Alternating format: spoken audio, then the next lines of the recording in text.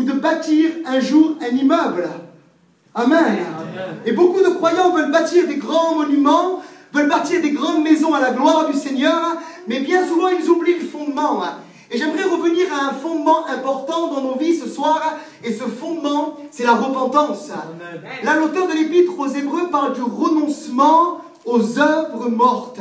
Et je crois de tout mon cœur que le renoncement aux œuvres mortes, c'est la repentance.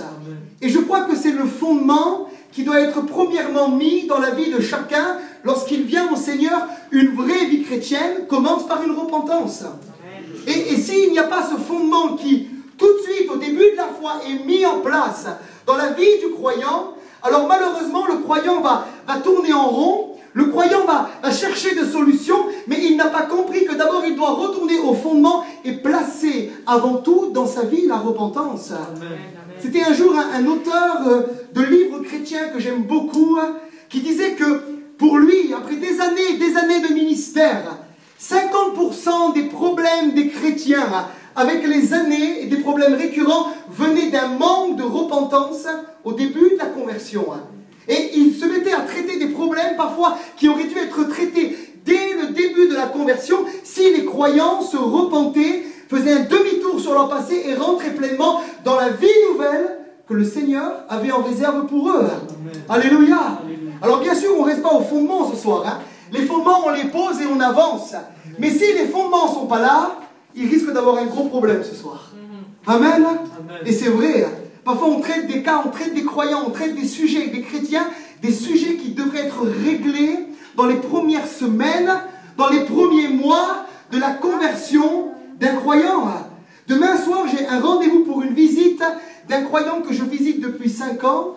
J'ai beau lui enseigner la marche par l'esprit, tout ça, il ne comprend pas parce que je crois réellement que son problème vient d'un manque de repentance.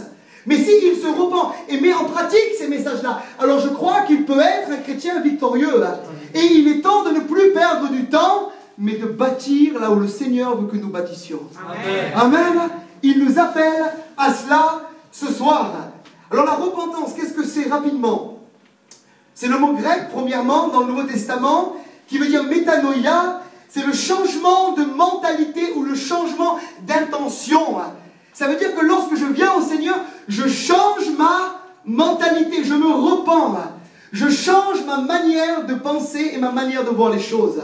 Est-ce que vous l'avez déjà vécu, les croyants qui sont là? Amen. Vous êtes avec moi ce soir? Amen. Amen. Je change ma mentalité.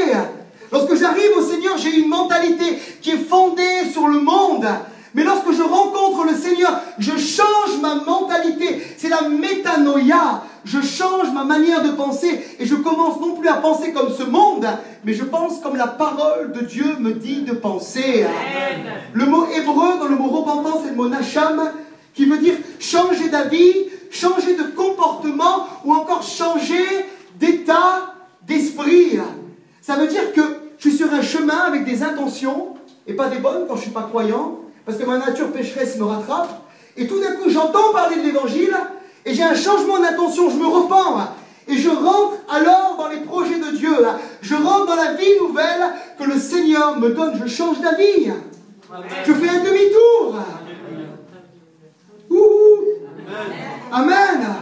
Moi j'aime ça les demi-tours, j'aime quand les croyants font des demi-tours, j'aime quand les croyants ne perdent pas de temps, j'aime quand les croyants renoncent aux œuvres mortes dès les premières semaines, les premiers jours, les premières heures, les premières minutes de leur conversion.